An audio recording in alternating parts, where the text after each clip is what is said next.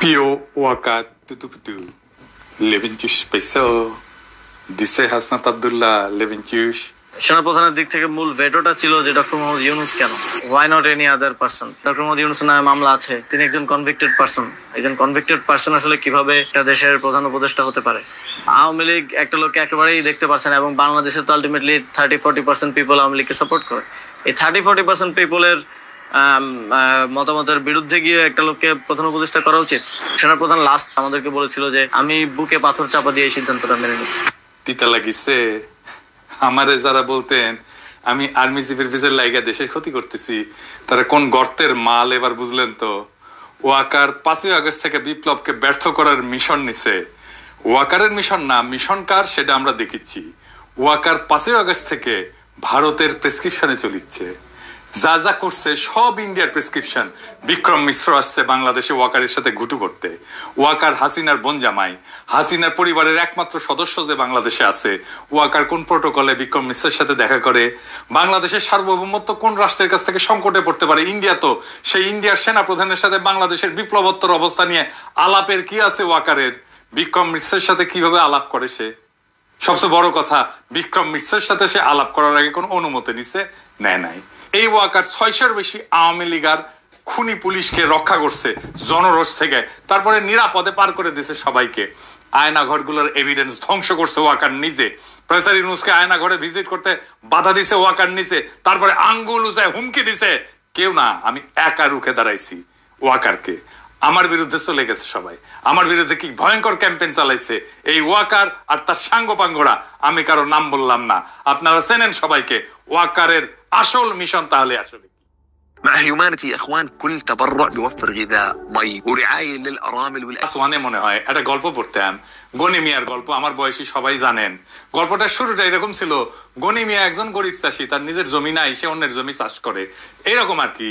ওয়াকারের নিজস্ব মিশন নাই। ওয়াকার মিয়া একজন গরিব চাষী, তার নিজের মিশন নাই, অন্যের মিশন নিয়ে কাজ করে।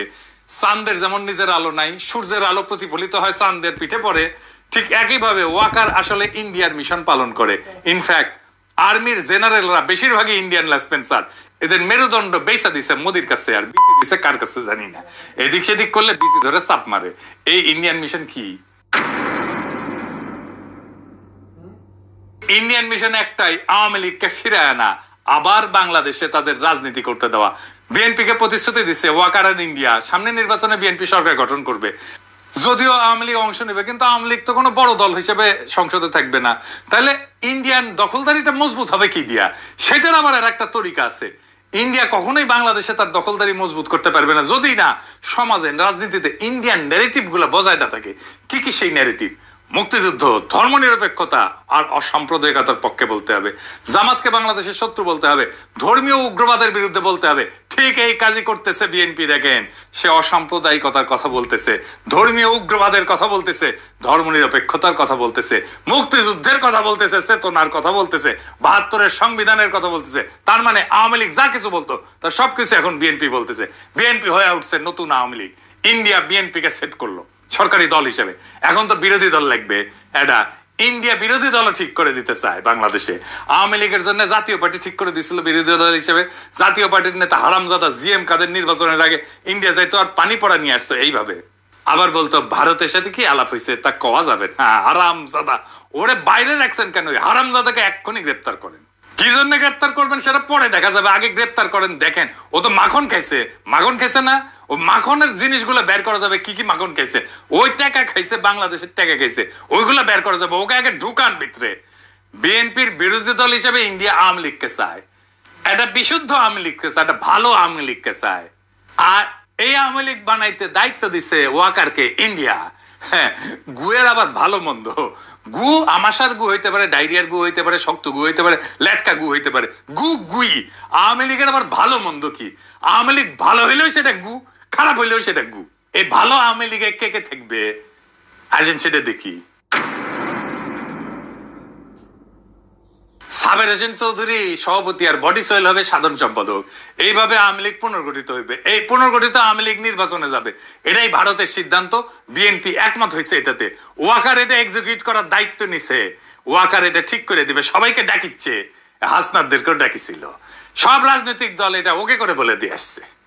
এই যে ইউরোপের রাষ্ট্রগুলোর মধ্যে ব্রিটেনের সমর্থন আছে, ইংল্যান্ডের রাষ্ট্রদূত হয়েছে না ঋষি সুনাকের নিয়োগ দেওয়া যে সারা কুক, ওই এইটা ঘুট পাকাচ্ছে বিদেশিদের তরফ থেকে। এই কারণে সাবের হোসেন চৌধুরীকে জেলে রাখা যায় নাই, এবং সেই জন্যই মাঝে মাঝে সাদা চামড়া গুলো আইসে মাঝে মাঝে ঘুটু করার চেষ্টা করে, বিভিন্ন জায়গায় ঢোকার চেষ্টা করে। নির্বাচন কমিশনও নাকি এরা ঢুকিছে, ওরা নাকি আবার ইলেকশন আবার মনিটর করবি, ইলেকশন মনিটর ঢুকু দিব একেবারে পিছন দিয়া। আর কে কে থাকবে এদের সাথে? শেখ ফজলেনুর তাপস, শিরিন শারমিন চৌধুরী, সেলিনা হায়াত আইভি, আর সিলেটের সাবেক মেয়র শিরিন শারমিন ওয়াকারের প্রোটেকশনে ক্যান্টনমেন্টে আছে এখনো। টাইম মতো ওয়াকার বের করবে, মানে ইন্ডিয়া যখন বলবে আর কি ওয়াকারকে, ও তো আবার ইন্ডিয়ার কথা ছাড়া সরে না, হাগামতো করে না ও ইন্ডিয়ার কথা ছাড়া। শালা এমন একটা দেশ বানাইছে যার সেনাপ্রধান শত্রু দেশের আদেশ না শুনে কিছু করে না। Now, coming on to specifically what you asked for Bangladesh, as far as Bangladesh is concerned, it is too early to take any decision for us. I am very clear, the present military-to-military relationship is very strong, and we keep exchanging notes on regular basis to avoid any kind of misgivings. Waker আবার চালাক আছে, বলে army ইনস্টিটিউটের ক্ষতি করা যাবে না, কারণ হাইসেনি।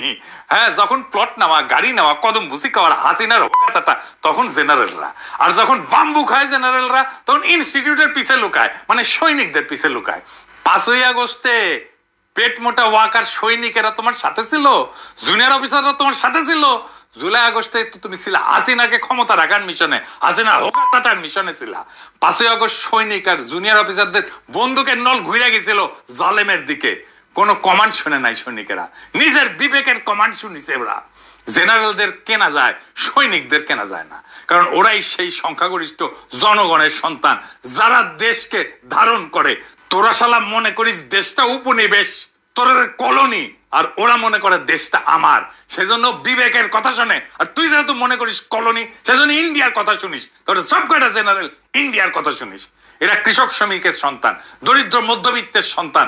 এই সৈনিকেরা ওদের পিওর হার্ট, ওরা জানে ওদের সম্পদ একটাই, তা হচ্ছে বিবেক, তা হচ্ছে ইনসাফ। ওরা কখনো ভুল করেনি, 1971 করেনি, 75 15ই আগস্টে করেনি, 75 7ই নভেম্বরে করে নাই, 2024 5ই আগস্টে করে নাই। ওরা আবারও দাঁড়াইতে হলে জনতার পক্ষে দাঁড়াবে, পেট মোটা জেনারেল ইন্ডিয়ান দালাল লেসপেন্সারদের পক্ষে দাঁড়াবে না। ওরা কোনোদিন মেরুদণ্ড বেছে দেওয়া জেনারেলদের পক্ষে দাঁড়াবে না। মুজিবকে জয় বাংলা করার সাহস হিম্মত সিনিয়র অফিসারদের হয় নাই, জেনারেলদের হয় নাই, হইছে সৈনিক আর জুনিয়র অফিসারদের।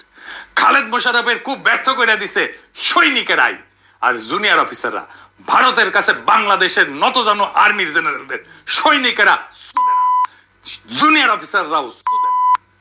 ওয়াকার বাংলাদেশের সেনাপ্রধান থাকার নৈতিক অধিকার হারাইছে, বাংলাদেশের সেনাবাহিনীর ইজ্জতকে সে ধ্বংস করে দিছে, নিজের পজিশনকে সে খুনি হাসিনা তার দলের স্বার্থ ভারতের আজ্ঞায় পালন করতেছে। জনগণের টাকায় বেতন নেওয়ার নৈতিক অধিকার ওয়াকারের নাই। জনগণের টাকায় বেতন নিয়ে ইন্ডিয়ার এজেন্ডা পালন করা যায় না ওয়াকার মিয়া। এখন বুঝছেন কারা ছাত্রদের বিরুদ্ধে দুর্নীতির অভিযোগ ছড়াইছে, কারা ছাত্রদের ভিতরে অনৈক্য সৃষ্টি করেছে, কারা নাইদের মিটিং এ বরিশালে ঝামেলা করেছে, কারা ওর বিরুদ্ধে রয়্যাল এজেন্ট হওয়ার অভিযোগ তুলিছে, কারা আমাদের বিপ্লবী জনতাকে মব বইলা অভিহিত করেছে, কারা আমাদেরকে বাংলাদেশের স্থিতিশীলতা শত্রু বলছে, এদের ভুলে যাবেন না। আপনারা সবাই চেনেন, যারা বাংলাদেশের রাজনীতিকে ষড়যন্ত্র দিয়ে ব্যাখ্যা করে তাদের রাজনীতি পরাজিত হবে। আজকের শিক্ষা এটাই, আমাদের রাজনীতি বিজয়ী হয়েছে। আজকের করণীয়